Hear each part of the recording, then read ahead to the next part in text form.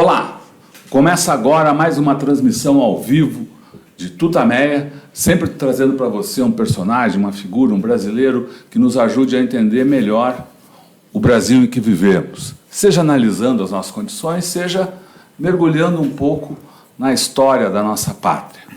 Ela é Eleonora, ele é o Rodolfo e ele é o Aloísio, que vai estar conosco nessa conversa hoje, que a Eleonora já vai apresentar para você com mais detalhes. Antes, porém, eu quero te convidar para participar, não só mandando seus comentários, mas divulgando essas reflexões, essas informações, essa história para os seus amigos, nas suas redes sociais. Todo esse trabalho fica disponível no nosso canal de vídeo, youtube.com/c/Eleonora e Rodolfo Lucena, Tutameia. O Tutameia escrito com letras maiúsculas. E ancorado no nosso site, tutameia.jor.br. Eleonora. Aloísio, muito obrigada por você estar aqui hoje conosco, nessa nossa transmissão caseira aqui. A gente está aqui com o Aloísio, que está em São Paulo. Aloísio Palmar, que está aqui conosco, porque vai lançar uma nova versão, uma nova edição desse livro, que é um clássico aqui para quem estuda os anos de chumbo, onde foi que vocês enterraram os nossos mortos. E vou botar aqui, né, mais pertinho, apesar de ser uma edição. Vamos ver aqui, aqui é o Aloísio e o livro, né? E agora o Aloísio está aqui em São Paulo para lançar uma reedição, revista e ampliada, né, com mais detalhes sobre essa história. Então, eu queria que você falasse um pouco, acho que começando a falar de você, queria que você se apresentasse para os nossos internautas, né? Quem é Aloísio Palmar? Alô, Leonora, alô, Rodolfo, alô, internautas, né? Já fui apresentado, meu nome é Aloísio Palmar, eu sempre digo, Aloísio é com U e Z. Tá com Z aqui. Ainda bem, porque a maioria escreve com S, que é o normal, né? E tem outros que escrevem com O e Y. Eu não gosto desse O e Y, não, porque tem um outro aí que eu não sujeito que usa essa grafia, né? Todo mundo sabe quem é. Bom, eu venho de longe, gente, venho de longe. Venho lá da fronteira, né? Da Brasil com a Argentina. Cheguei lá em 79 com a anistia. Cheguei um mês antes do governador Brizola. O governador Brizola chegou em setembro, eu cheguei em agosto, né? A anistia foi 28 de agosto, né? Saiu a anistia, eu peguei, eu não, mandei meu irmão, advogado, ir lá na auditoria da Marinha, pega um papel lá, porque como que eu vou ficar sem um papel? Esse país aí, tá certo, está havendo uma redemocratização, mas eu preciso de um papel para poder viajar. Eu estava no Rio clandestino. Aí eu falei, pega uma certidão, qualquer coisa na auditoria, que eu sou um cidadão brasileiro, né? Anistiado, se alguém me pedir, a polícia pedir um documento na estrada, aí eu me apresentar. Aí me apresentou e eu voltei, né? Lá para Foz do Iguaçu. Lá, Foz do Iguaçu. Por que eu fui para lá? Porque lá mora minha mulher. Ela é de lá. Ela é iguaçuense, né? Legítima, nascida, né? E eu voltei para lá porque eu estava no Rio, quando aquela festa toda da redemocratização, todo mundo voltando, né? Do rabo do foguete, tinha ido do rabo do foguete, eu estava por ali, né? No meu Rio de Janeiro, clandestino, fazendo as coisas, participando até dos comitês pela anistia, meio de Camus. Eu falei, mas estava, né? E com documento falso, né? Aí veio... você tem que contar o Não, início. já vou contar, mas eu só falar por que eu moro em Foz do Iguaçu, porque todo mundo quer saber por que ele mora lá naquele cafundó do Judas, né? Pois é. Eu falei com a minha mulher, Eunice, venha para o Rio, porque é aqui que as coisas vão acontecer, não aí. Você tem que escolher entre sua família ou sua revolução, né? Aí eu fui para lá, fiquei com a minha família, hoje eu tenho 6 filhos e 8 netos. Eu nasci no estado do Rio, na cidade de São Fidélis, minha querida cidade de São Fidélis, que fica no norte do estado do Rio. Estudei na Universidade Federal Fluminense, Ciências Sociais. Não terminei o curso, porque antes de terminar o curso eu fui fui tirado da escola, né, pela Lei 477, que era aquela lei da ditadura, e fui preso em 79, em 69, fui preso em 69, fiquei em vários centros de tortura, passei por vários centros de tortura do Paraná e do Rio de Janeiro, Ilha das Flores, Ilha Grande, Ilha das Cobras. E em 71 eu fui incluído na lista dos presos políticos trocados pelo embaixador da Suíça no Brasil. Aí eu fui mandado embora do Brasil, fui banido, fui para o Chile, e lá fiquei 2 anos, sabe? Fiquei 2 anos, até que eu decidi voltar para o Brasil e preparar o retorno dos companheiros que estavam por aí, né? Para a gente continuar a luta. Até que em 1974 nós decidimos não continuar com a resistência armada, mas continuar com a resistência com outras formas. Mas eu não podia ir para o Chile, porque caiu o governo do presidente Salvador Allende. Eu não podia ir para a Europa porque eu não tinha documento. O documento que eu possuía é o documento que eu mesmo fiz para mim, né? Eu não podia voltar para o Brasil, senão me matavam, e eu estava com a mulher e já 2 filhos nascidos por ali, e fiquei, então, 6 anos fabricando soda, água com gás e vendendo de carroça, jardineira ou agricultor um pouco, até que vi a anistia e voltei para o Brasil. Voltei para o Brasil e fui fazer jornal. Não tinha outra coisa que fazer, não terminei o curso. Tive que voltar para Foz do Iguaçu, porque minha mulher me pôs contra a parede, né? Ou faz sua revolução, fica com sua família. Eu fiquei com a minha família e fiquei fazendo política, fazendo jornal, fui conselheiro da diocese, né? Direitos humanos, essa coisa toda, e aí foi, né? Aí eu fiz, buscando companheiro desaparecido, até que um dia eu fiz um relatório para a Comissão dos Mortos Desaparecidos. Eu escrevi esse relatório no inverno, sabe, de 2004. Mas o relatório era um relatório muito burocrático. Eu não gostei do relatório. Eu comecei a pôr mais pimenta, comecei a dar tempero no relatório. E na medida que eu fui escrevendo, coisas que eu nunca falava, nem para mim mesmo, que eu guardava, para mim, nem falava com minha mulher, nem com meus filhos, não contava. Que era um momento de muito silêncio, né, devido a tudo que a gente passou, eu comecei a colocar no papel. Fui escrevendo no papel, fui contando coisas, um pouco de memória, um pouco da pesquisa em busca do desaparecido, um pouco das lutas sociais da região oeste, um pouco das lutas de estudantes de Niterói, acabou virando esse livro aí, né, que vai ser relançado hoje à noite. Vai ser relançado, né, está sendo relançado pela editora Alameda. Então vamos contar um pouquinho mais, com mais detalhes, desse, talvez falar primeiro da primeira edição, né? E vamos começar com o título. Tá. Onde foi que vocês enterraram nossos mortos? O título é uma pergunta. Então, quem é vocês? Quem são esses vocês que você chama a atenção aqui? Quem são os nossos mortos? E por que não se sabe onde esses mortos foram enterrados?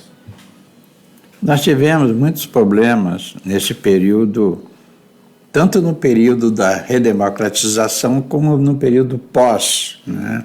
Que foram os 8 anos, mais 12 anos de governo petista, digamos, né? Porque o segundo mandato da Dilma nem se conta, né? Porque ela foi sabotada e, afinal, foi derrubado o governo. Mas nós tivemos, quando digo nós, são os sobreviventes, os familiares e os sobreviventes. Tivemos muitos problemas na medida que a gente buscava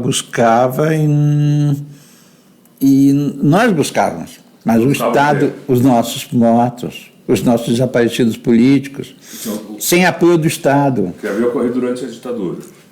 Que havia coisa que havia ocorrido. Sim, os mortos desaparecidos da ditadura militar. E as famílias, naquela busca incessante, todos nós numa busca incessante, buscando apoio do aparelho do Estado, sem apoio nem dos partidos que estavam no governo, nem apoio do aparelho estatal, né? O que a gente tinha um pouco de apoio era dos setores da Igreja Católica, dos movimentos de direitos humanos, dos comitês de anistia, né? Dos grupos de tortura nunca mais, dos familiares que estavam envolvidos. O título, então, ele é provocativo, ele vem nesse momento e provoca, né? Onde vocês enterraram nossos mortos, Paulo? Queremos saber, digam, não é? Se vocês não dizerem por bem, vão ter que dizer no judiciário. Nem eles se propuseram a falar e nem para o judiciário foram, porque quando chegaram a ser intimados durante o processo da Comissão Nacional da Verdade, eles não foram depor, né? Talvez o único que começou a falar alguma coisa foi o coronel Paulo Malhães, mas ele foi assassinado, né? Então o título vem, e até hoje vale como provocação. Queremos saber. Porque muitos dos mortos,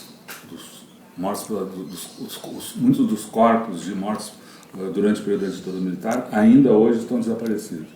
Muita coisa ainda está desaparecida, não é só morto, não, histórias, memórias também, não é? Recentemente, não faz muito tempo, talvez 2 anos, a filha da Terezinha Zerbini foi a público dizer que ela foi estuprada. Ela guardou esse segredo durante anos, dezenas de anos, né? Então, assim como ela saiu do silêncio, muita gente, muitos perseguidos políticos da época não falam. O camponês, então, esse tem vergonha de falar, que foi preso. Nós fizemos uma audiência pública com os agricultores do oeste do Paraná e sudoeste de Santa Catarina, que foram presos, torturados e presos no processo do Grupo dos 11. Que aquele pessoal ficava ouvindo rádio, para ouvir Brizola falar na rádio, e que assinaram atos a favor de reforma agrária. Esses agricultores foram presos, torturados, e foram chamados para uma audiência. Eu levei, com o apoio da Universidade do Oeste do Paraná, que liberou 2 vans, nós fomos buscar os agricultores, levar num auditório imenso com mais de 5.000 pessoas, de pé sentados, todos, de todo jeito, e eles subiram e não falaram. Um ou outro falou chorando. Teve um que se ajoelhou e pediu perdão a Deus por ter sido preso. E quando nós temos documentos... Então, tem pessoas até hoje que têm medo de falar ou vergonha de ter sido preso. O agricultor, o classe média, o estudante, tem orgulho de ter sido preso, torturado, ainda fala, né? Tem gente aqui que não aconteceu nada e faz questão de falar, né? Mas o agricultor tem essa peculiaridade, porque quem é preso no interior, na roça, é bandido, é assaltante, né? É discriminado na comunidade. Então, a história não está toda contada. Tem muita coisa para aparecer. E vai aparecendo aos poucos, na medida que as pessoas vão fazer uma catarse. O livro é isso também. É uma catarse, a minha catarse. Um dia eu me abro. E desde que eu lancei o livro, não parei de falar também. Estou falando até hoje. É você correndo, fazendo maratona, e eu fazendo a minha maratona. Essa semana mesmo, eu tenho 2 palestras numa escola estadual, depois numa escola técnica, assim vai. A pessoa chama e a gente vai falar. Assim como eu faço, outros ex-presos políticos, outros familiares estão fazendo a mesma coisa. Sempre que são chamados, vão falar como eu estou falando aqui agora. Tem essa oportunidade que vocês me dão de vir aqui falar do livro, falar dos desaparecidos políticos, falar dessa militância, falar das coisas que não foram faladas, como agora há pouco a gente falava do 8 antigo, né? Daquele 8 de Niterói, que pouco se sabe sobre ele, os historiadores ainda não cavucaram, né? Não foram atrás. A própria existência de uma experiência de tentativa de implantação de um foco guerrilheiro no oeste do Paraná, pouco se sabe, porque Araguaia foi tão grande, teve tanta visibilidade que as outras experiências são pouco conhecidas, né? Tem uma experiência de tentativa de resistência armada a partir de Santa Cruz de la Sierra, na Bolívia, é pouco conhecido. Então, essas coisas, aos poucos, vêm à tona, na medida que as pessoas falem também, né? Que é a pesquisa. Por enquanto, eu sou pesquisador, eu sou jornalista, né? Tenho carteirinha da FENAGE. Você falou que o livro é uma espécie da sua catarse. Ele também ele é resultado de uma longa busca sua, né?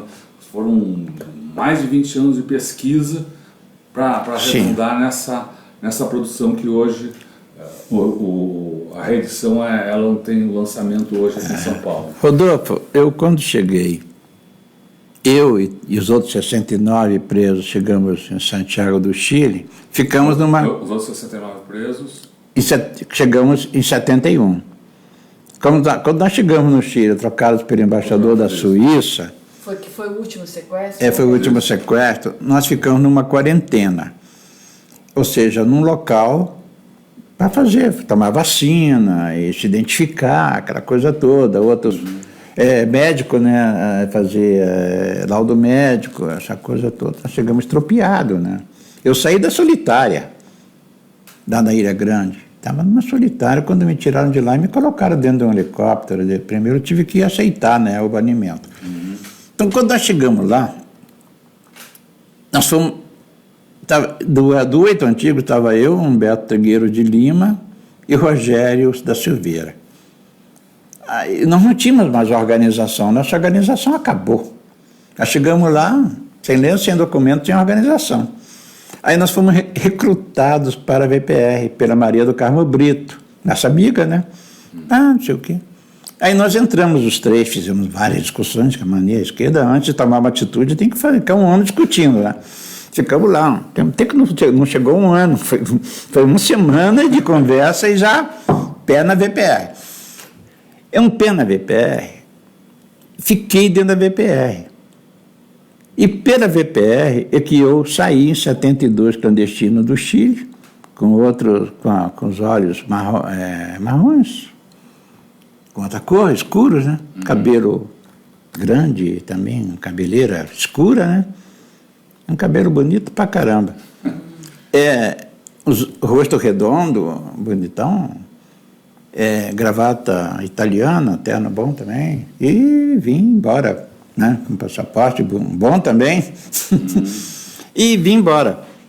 Fiquei aí um tempão. Teve o golpe no Chile, caiu o Allende, e eu tentei voltar para o Chile. Mas não deu porque eu não tinha condições de voltar para o Chile, porque eu não tinha o golpe, né? A Allende caiu. Não podia ir para a Europa porque eu não tinha documento. Não podia entrar para o Brasil porque eu ia morrer se eu entrasse aqui. Fiquei por lá. E em 74 decidimos desmobilizar uma organização. A VPR acaba em 1973, numa reunião em Talagante, essa reunião que eu fui, onde nós decidimos acabar com o negócio. Cada um cuida da sua vida.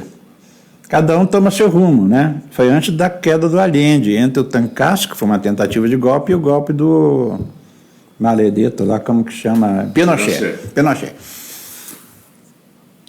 Outros companheiros vieram com o golpe e ficaram ali em Buenos Aires um tempão esperando ter condições de ir para a Europa ou para qualquer outro país. Pedro Lobo foi para a Alemanha, outro foi para a Alemanha, outro foi para a Tchecoslováquia, outro foi não sei para onde, outro foi para Cuba, sei lá. E lá em Buenos Aires tinham grupos remanescentes da VPR, que não havia mais organização. Eu estava aqui, na fronteira, esperando não sei o quê, porque eu não tinha mais nada para esperar, esperando a redemocratização do Brasil, talvez, né? Ou criando minha família, né? E fazendo meus contatos políticos, que nós somos inquietos, a gente está sempre fazendo alguma coisa. Aí eu fui ter um contato em Buenos Aires com um companheiro que estava em Londrina. Eu fazia meus contatos em Buenos Aires, não fazia no meu santuário, no meu local de moradia. Por questão de segurança, sempre fui muito rígido na questão da segurança e havia muita infiltração. Aí eu fui ter esse contato. E eu andava ali pela Avenida Correntes, quando eu vi lá longe, no outro lado da avenida, Onofre Pinto, junto com Alberi Vieira dos Santos.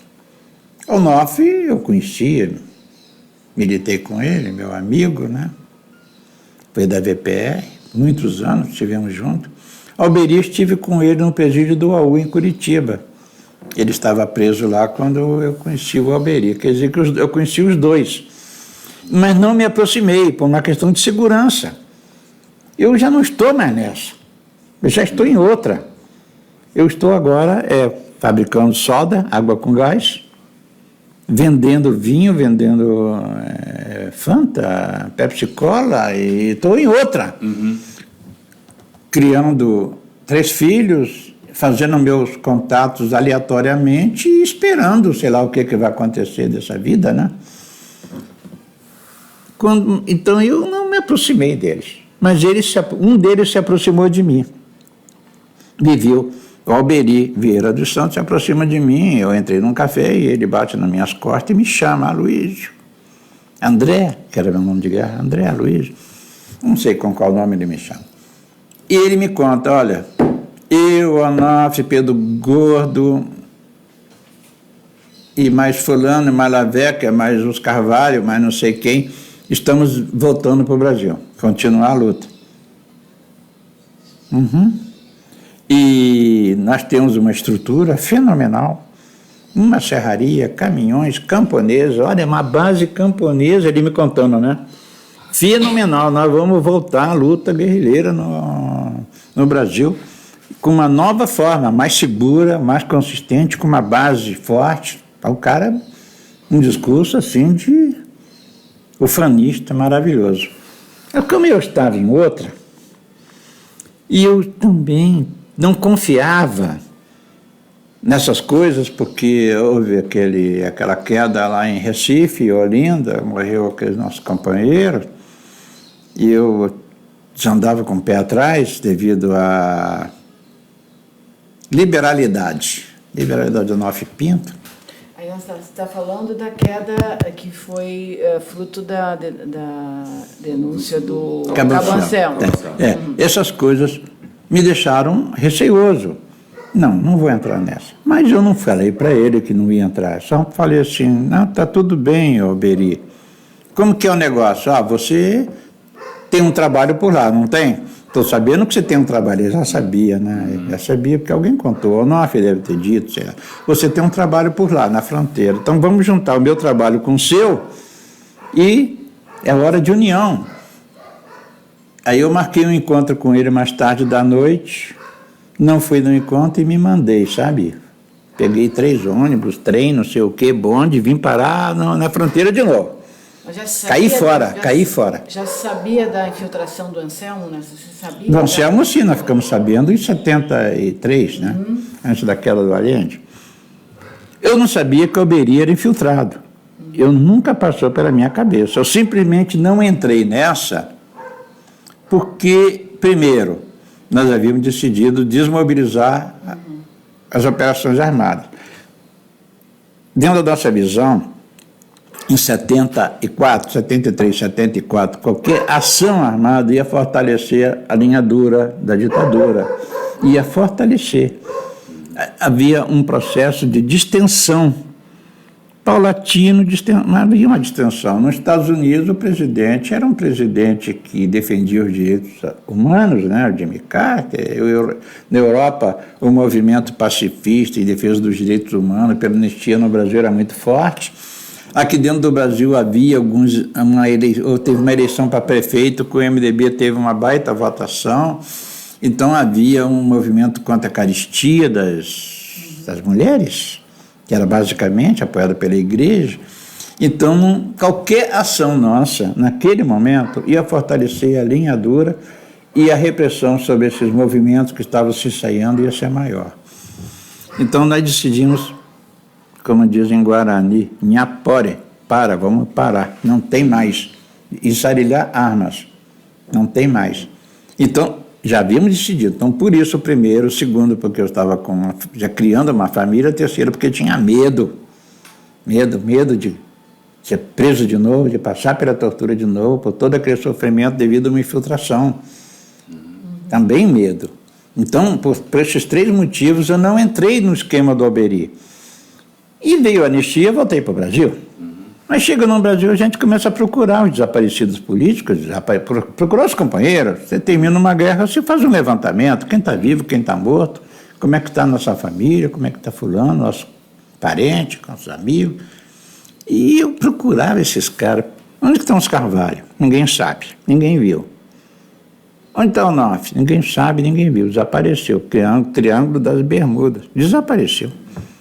Caracoles. Aí aparece uma argentina atrás de mim. A Lilian Ruja. Onde está meu irmão? Henrique Ruja. Ah, por que você está procurando ele aqui, Lilian? Porque ele andava com o Onofre e andava com os Carvalhos. Eu começo a ligar. Então, além dos dois Carvalhos e além do Onofre, tem também um argentino chamado Henrique Ruja, que andava com Joel Carvalho.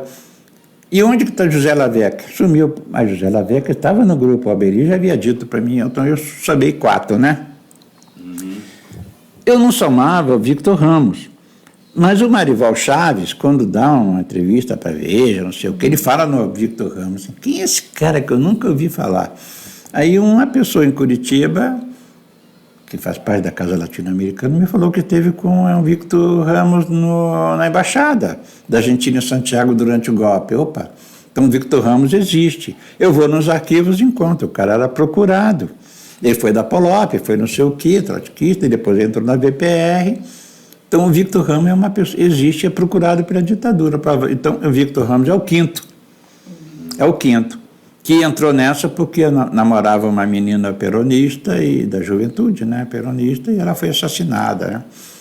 É o quinto. Faltava... mas são 6.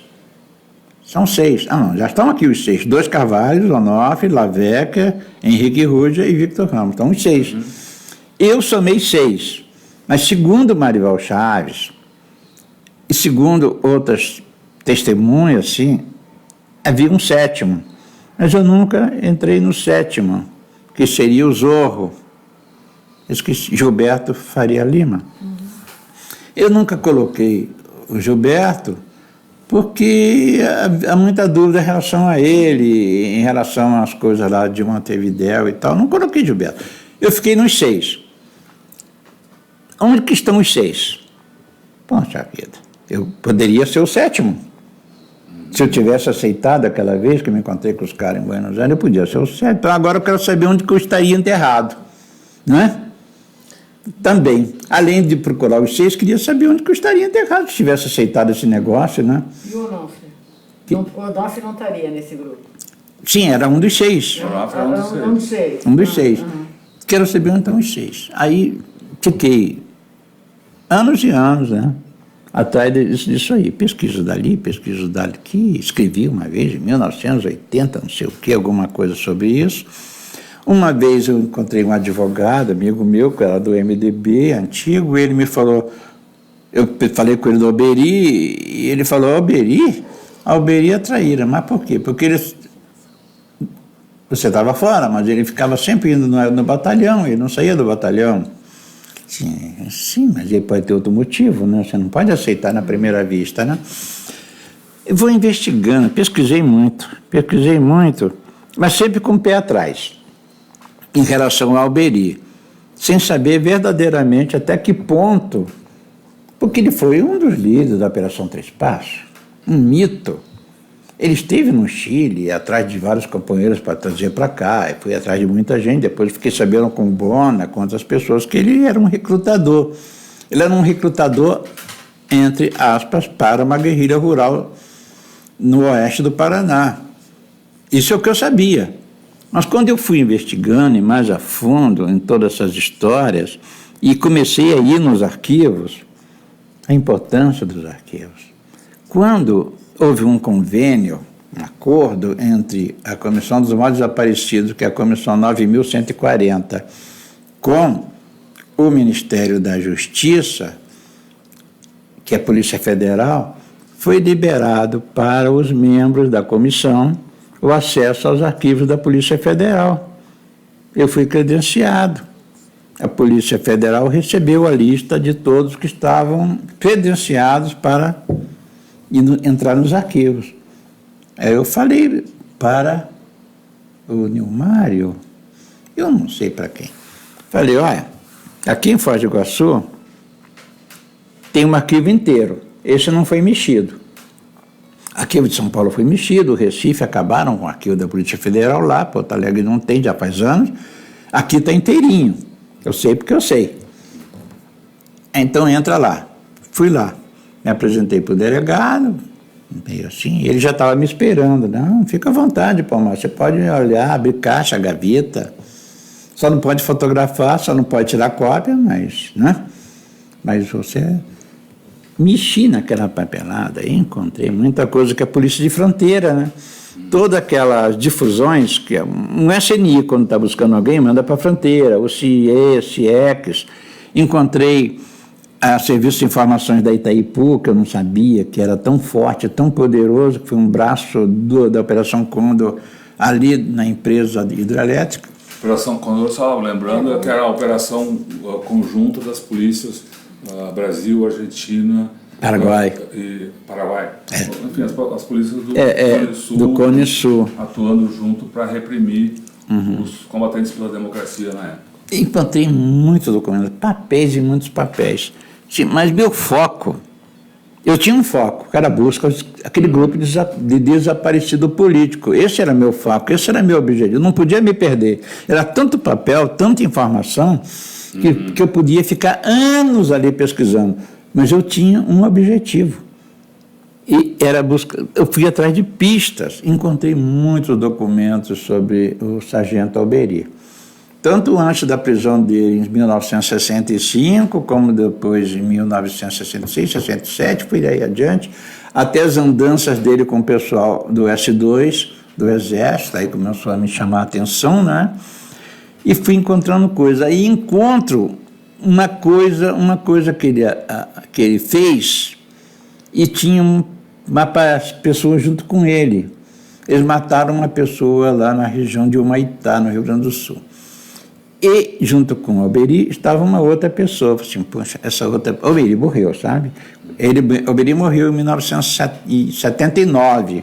Então, quando eu estava buscando esses desaparecidos, ele já estava morto. Eu não tinha nenhuma testemunha viva. Nenhuma testemunha viva. Aí encontrei esse nome. Eu vou procurar essa pessoa, porque, de repente, essa pessoa está viva e ele pode ajudar na pesquisa. Aí eu procurei nas multas de trânsito, encontrei o nome dele, localizei que ele mora em Foz do Iguaçu, localizei que ele era um policial civil, que foi do Exército, e eu tentei localizá-lo e acabo sabendo tudo dele através do meu ex-cunhado, que foi do 8 de Niterói, que é um paraguaio que mora em Foz. Porque esse paraguaio falou para mim, Luiz, esse cara come na minha mão. Esse paraguaio era um empresário bilionário, sabe? Sócio do ex-presidente do Paraguai, colorado, daqueles colorados, sabe? Bem partido colorado, fortíssimo. E esse rapaz, essa testemunha que eu estava buscando, era um dos... Como posso chamar?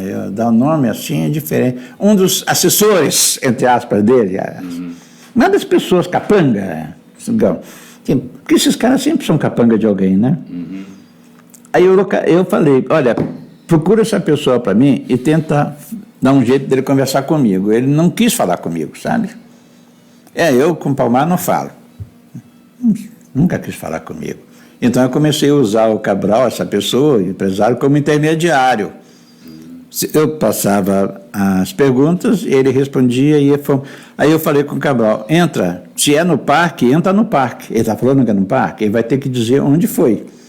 Nós estamos falando do Parque do Iguaçu. Parque Nacional do Iguaçu. Tá. E onde foi o segundo ele, o enterro do grupo dos quartos. Segundo ele.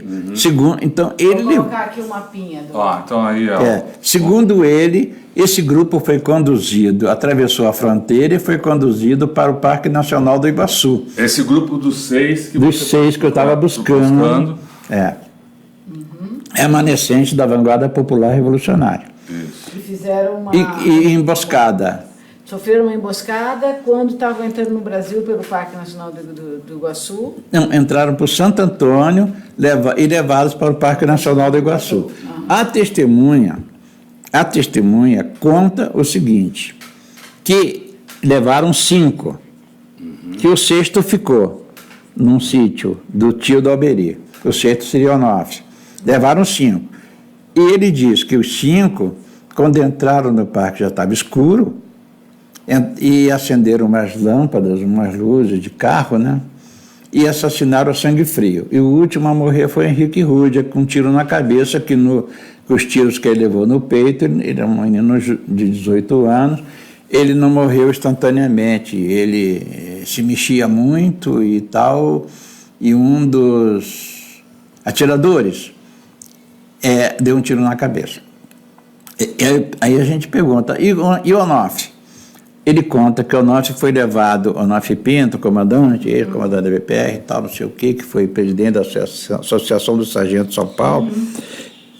Segundo ele, Onofre Pinto foi levado para Foz do Iguaçu, ficou numa casa do Exército, casa não legal, casa clandestina, digamos, que não era quartel, foi levado para uma casa que o Exército mantinha na fronteira.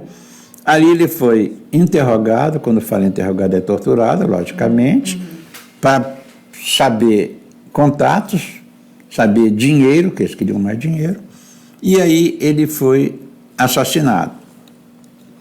Isso é o que conta a testemunha. Essa testemunha foi interrogada diversas vezes. Essa testemunha foi diversas vezes no local. E ele só fala o seguinte, morreram aqui. E você fez o quê? Eu fui buscar o Onofre, junto com o Alberi. E depois, quando ele diz, quando ele volta, já os corpos não estavam ali. E a gente pergunta, mas você viu os corpos? Sim, a turma que matou fez festa. Tomou bebida, sei que tipo de bebida, então bebeu. E fez festa, para festejar o êxito da operação. A minha pesquisa começa a tomar outro rumo quando eu descubro que o advogado, aquele do PT aqui de São Paulo, bem famoso aí, Greenhalgh, ele, certa ocasião, junto com a viúva do Onofre Pinto, pegou depoimento de uma senhora professora chamada Madalena Lacerda. Eu não sei se é o nome verdadeiro dela ou o quê. Ela e o marido dela, Giovanetti, alguma coisa parecida. Eu começo a me aproximar, porque se aproximar dessas pessoas é igual você entrar na selva amazônica para se aproximar de índio, né? Vai aos poucos, né? Eu fiz um trabalho de aproximação dos dois, que eu conto no livro, como foi esse processo de aproximação, para tomar confiança. Ela não falava comigo, porque ela estava decidida não falar com ninguém. E ela estava doente. Ele falou, na pelas tantas, eu falo para ele, escuta, Giovanetti, segundo o advogado de São Paulo, tal, vocês se venderam para o Exército, e vocês recebiam um X por mês, e vocês eram ligados ao Alberi e o grupo do Onofre Pinto. Vocês seriam a 8ª pessoa e a 9ª pessoa. Vocês poderiam estar naquela cova, né? Poderíamos. O que aconteceu? Por que vocês não estão na cova, né? Por que não? Porque eles foram enviados para o oeste do Paraná. Quando chegaram na rodoviária de Curitiba, foram sequestrados os dois, o casal. De fato foram. E eles foram levados para um sítio clandestino do Exército em Goiás. De fato, o sítio existe.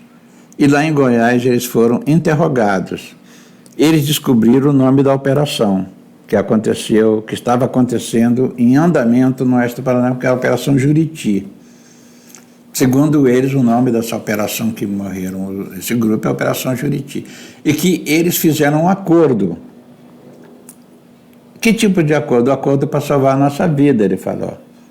Ele conta, né? Ele conta tudo por escrito, em e-mail. Naquela época não havia WhatsApp, eu falava com ele por e-mail, perguntava, e ele depois de algum tempo me respondia. Eu registrei tudo, não havia print, eu não sei como. Eu salvei esses e-mails. E fiz print deles no livro. O Giovanetti conta que Onofre Pinto mandou para eles: venha, estamos na luta derradeira, alguma coisa assim.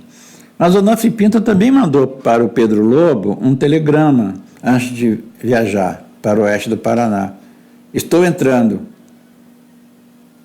O Pedro Lobo conta isso, né? E tem uma carta que o Pedro Lobo manda para mim, que ele fala, que ele falou para o compadre: não entre, né? Você vai morrer. Ninguém sobrevive nessa circunstância. O compadre entrou. O compadre entrou, foi torturado, e o corpo do Onofre foi para onde?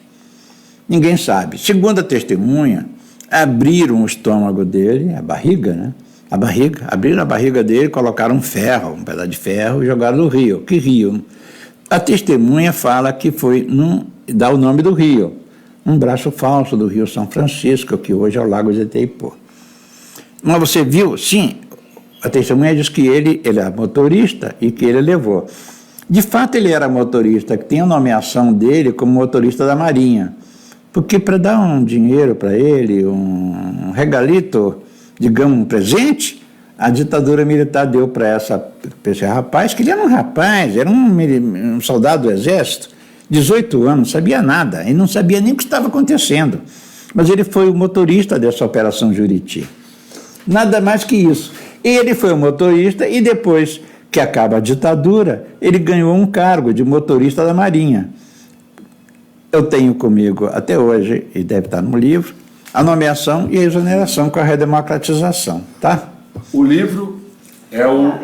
Vamos botar a capa nova. Então, o livro é o Onde Foi Que Vocês Enterraram Nossos Mortos, cuja reedição, revista ampliada, muito bonita, cheia de fotos, é uma edição da Alameda Editorial, está sendo lançada hoje aqui em São Paulo. Tem uma sessão de lançamento, debate, conversa, e você pode reconhecer ao vivo o Aloysio Palmar, o autor. Vai ser hoje às 18h30 na Livraria Alameda, que é na rua 13 de maio, 353. O Aloysio até agora já nos contou um pouco do que é o livro. Deu um aperitivo aí das suas investigações, os crimes da ditadura, os problemas que os resistentes pela democracia enfrentaram naquela época. Eu queria te perguntar ainda, por que fazer isso? Qual é a importância de buscar isso, de remexer nessas feridas? Não é só dor, qual é a contribuição desse seu trabalho? Tá. Não é que a ferida está aberta. Veja bem, essa história, ela só toma um contorno mais... Falando no geral, além Não, essa história desse grupo desaparecido só vem, depois do livro publicado, ele só vem a tomar um contorno mais massivo, tomar um conhecimento maior, durante o interrogatório do coronel Paulo Magalhães, na Comissão Estadual da Verdade do Rio de Janeiro. No depoimento que ele deu para Juliana Dalpiva, né, que é do jornal O Dia, e para o rapaz lá, o Brito, esqueci o nome, do Chico, lá do Globo, eles foram atrás, o jornalista vai atrás. Boa parte do que se sabe hoje... Hein? Chico Otávio. Chico Otávio. Boa parte do que se sabe hoje é graças à investigação jornalística, né? E eles foram atrás, descobriram o coronel Paulo Magalhães num sítio lá no Nova Iguaçu, ou Caxias. E o coronel foi chamado para depor. E ele fala desse episódio. Na verdade, ele foi o comandante, porque ele era o responsável pelas operações do Centro de Informações do Exército no exterior. E ele tinha uma organização. Cada um tem sua organização. Ele era especializado em VPR. Ele era especializado em VPR, não sei porquê, mas ele era.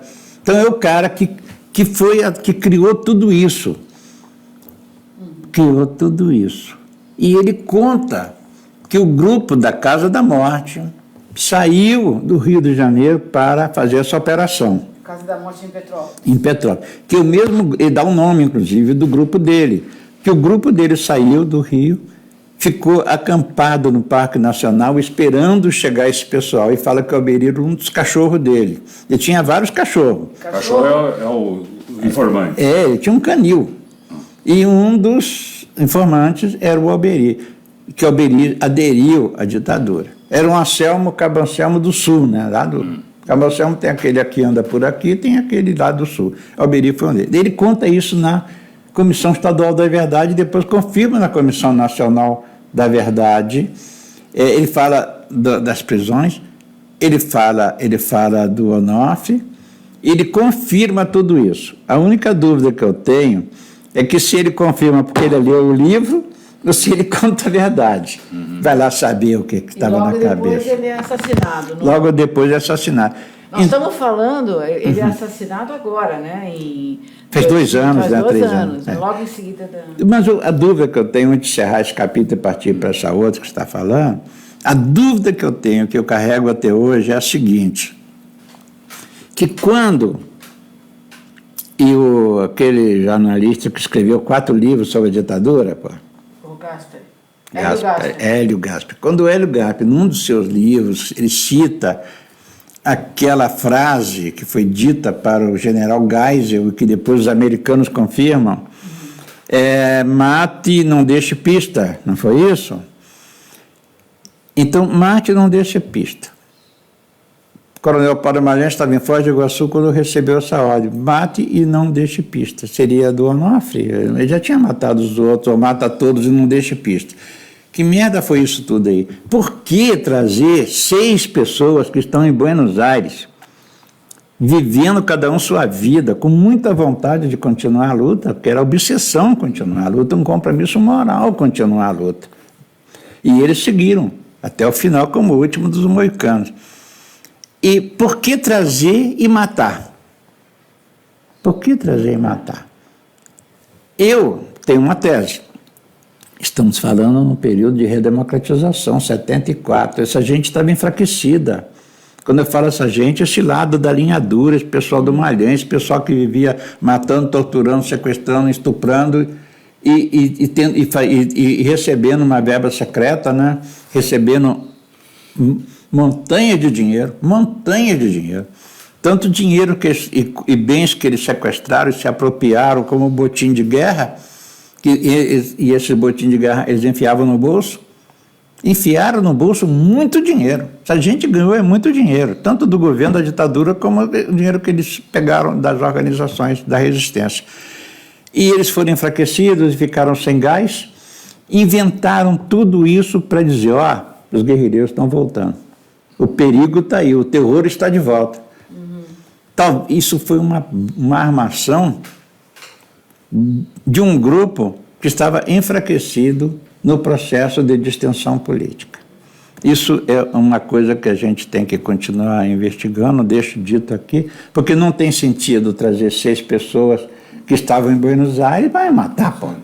Não tem lógica. Provavelmente foram interrogados. Ninguém mata sem... A repressão não mata, não chega e mata, ele interroga primeiro. Então, a obsessão, Rodolfo, de continuar, é porque essa cicatriz, essa ferida, está aí, está aberta. Os outros países fizeram justiça de transição, não foi? A Argentina é um exemplo para todos nós de justiça de transição. Aqui não teve. É totalmente impune. Eu vivo numa cidade que eu não topei com o cara ainda, onde mora o meu torturador.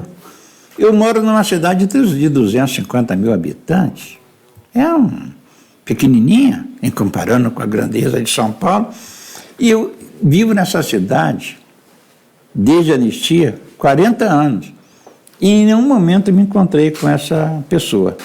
Mas se um dia me encontrar com ele, eu não vou sair da calçada para ele passar, não. Ele que tem que sair. Também não vou provocar, não vou dar de dedo, não vou fazer escândalo. Nós fizemos já escracho. O escracho já... Ele foi chamado para depor na audiência da Comissão Nacional da Verdade. Ele não foi. Ele se negou aí.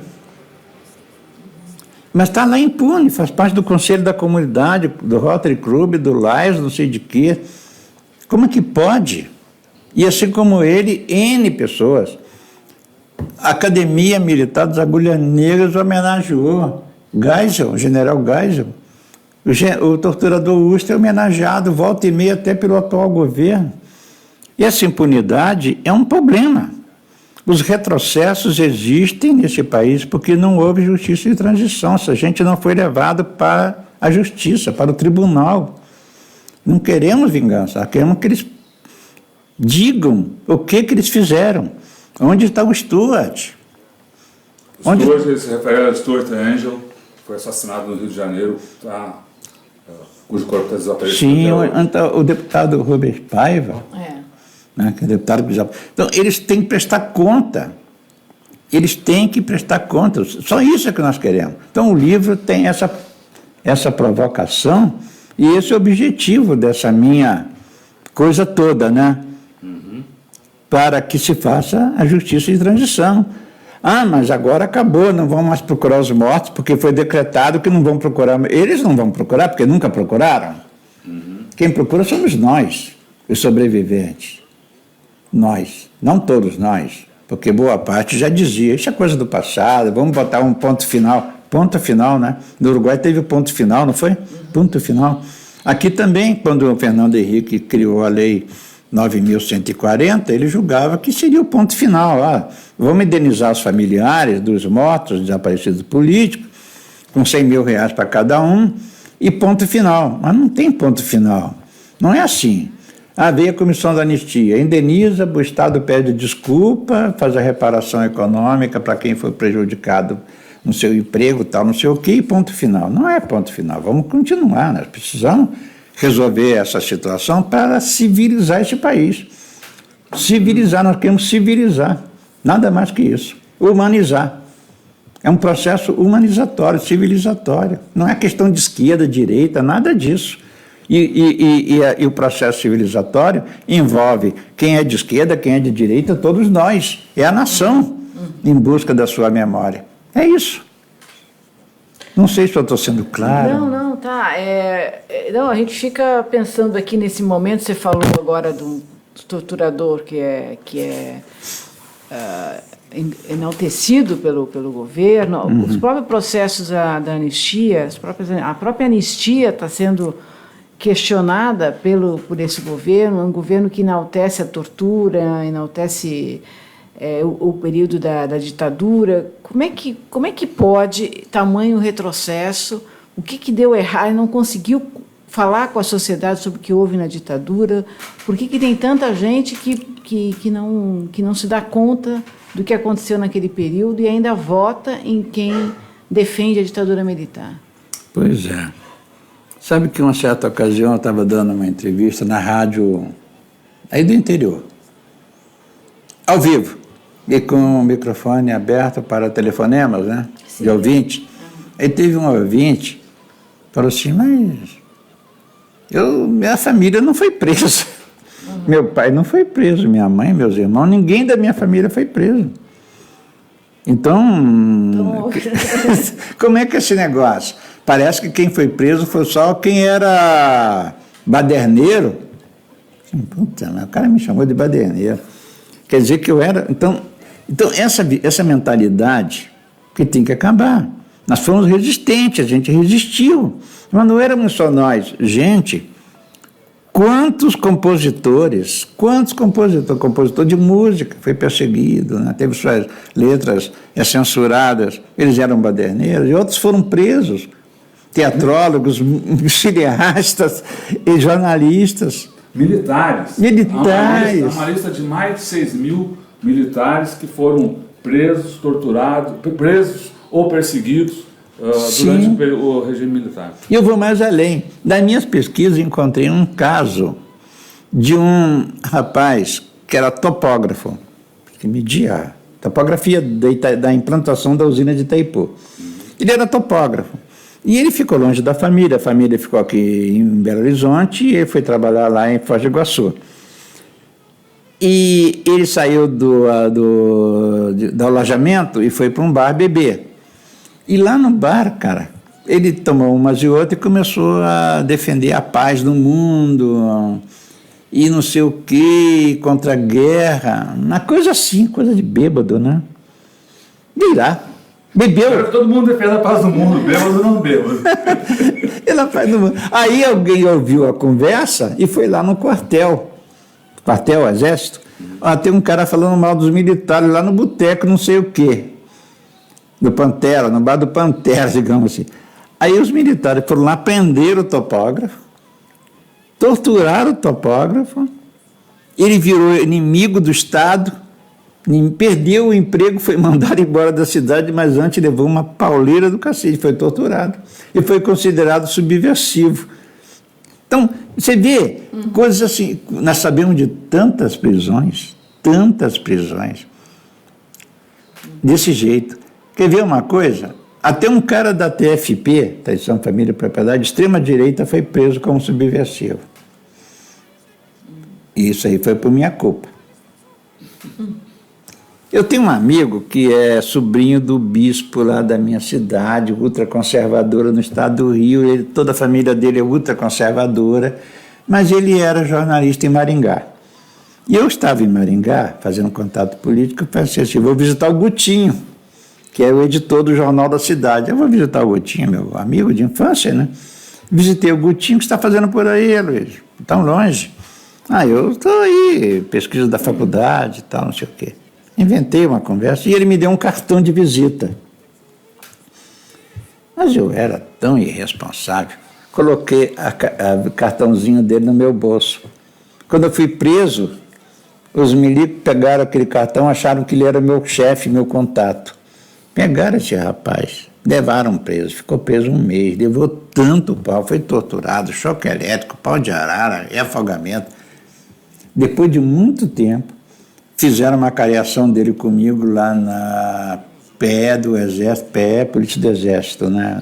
Lá em Curitiba, que era um centro de tortura, e ele aparece com uma barba igual a sua, assim, rapaz, todo sofrido, cara de sofrido. Eu falei, Gutinho do céu, esses caras são os malucos lá, eu falei para os coronéis que estavam lá. Você é um cara da TFP, você é extrema-direita, como que vão te prender a achar que você é meu contato? Se eu te fiz algum mal, desculpa, né? Mas quem tem que pedir desculpa são eles, né? Que fizeram. Então, assim como aconteceu com o Gutinho, com esse tapão, muita gente, por ser parente de dominicano, por ter parente não sei o quê, quantas pessoas, né? Então, o processo da ditadura foi um processo nacional, atingiu todas as camadas da população, desde parlamentares, religiosos, de todas as denominações indígenas. Mas, infelizmente, na apropriação da história, nós não tivemos condições de contar, da nossa narrativa foi fraca. E a narrativa do grupo que assaltou o poder, ou que chegou no governo aí, eles se apropriam de uma tal forma e que começam a desmantelar ou desmontar a história e contar a sua versão. É preciso recuperar a memória do Brasil? Sim, é preciso recuperar. Recuperar como? Fazendo isso que nós estamos fazendo, contando os testemunhos, as pessoas que estão vivas, né? Mas os arquivos são muito importantes. Eu tenho um site, eu vou fazer meu comercial. Faça. Eu tenho um site chamado Documentos Revelados, é www.documentosrevelados.com.br. Tem 120 mil documentos. Por que eu fiz isso? Tem um arquivo nacional, tem não sei o quê. Por que eu fiz? Para popularizar. Porque os acadêmicos, eles vão nos arquivos e fazer suas pesquisas, jornalistas vão também, mas muitos me procuram. E também outras pessoas me procuram, porque na medida que eu vou popularizando, que eu faço um título chamativo, né? Eu dou uma temperada no título, faço um textinho curtinho, não faço textão, eu busco lá que agora não dá para escrever muito longo, né? Eu faço 10 linhas, 20 linhas, e aí as pessoas entendem sobre o que trata o documento e chega no documento que é o documento oficial, documento do Exército, da Marinha e da Aeronáutica, tipo o interrogatório da Elis Regina, as ameaças a Elis Regina, estão tudo ali. O caso do educador Anísio Teixeira, está tudo ali. O Paulo Coelho, que é o famoso no mundo todo, né? A prisão dele, interrogatório, tem documentos sobre... Recentemente ele fez um Twitter, fez manifestação nas redes sociais. Nas redes sociais. Então, você vê que a ditadura atingiu muita gente. Né? Esse site do Documentos Revelados é um dos maiores de arquivos da ditadura, né? Tem bastante. Tirando os oficiais aí. Então eu hoje me dedico ao site, fazer palestra, vir aqui a São Paulo, lançar livro, ser entrevistado pela Tutameia. É isso que eu faço. Né? E tenho também um jabuti que eu cuido, né, dele, né? Mas acontece que ele vai cuidar de mim, porque ele vai sobreviver, e eu já estou com o pé na cova, porque meus cachorros morreram, vai morrendo. Outro se apaixonou por uma cadela e foi embora. O jabuti fica. E cuidar dos netos e dos filhos, que tenho 6 filhos e 8 netos. Né? Essa é a minha vida, né? Hoje, né? Com o pé aqui, o pé acolá, mas meu chão hoje é Foz do Iguaçu. Lá que eu milito, lá que eu vivo, lá que eu faço minhas coisas. Né? Então, aqui a gente conversou com Aloysio Palmar, um combatente pela democracia, um jornalista que trabalha cotidianamente em defesa da memória da luta democrática no Brasil, que está lançando hoje aqui em São Paulo a reedição do seu livro, um livro que exatamente faz esse trabalho aí de buscar da memória das lutas democráticas e a memória dos que tolheram a democracia no Brasil. O título é Onde Foi que Vocês Enterraram Nossos Mortos?, editado pela Alameda. O lançamento é hoje na Livraria Alameda mesmo, na Rua 13 de Maio, 353, a partir das 18h30. Bela Vista. Na Bela Vista, ali no Bexiga, ali, aqui em São Paulo.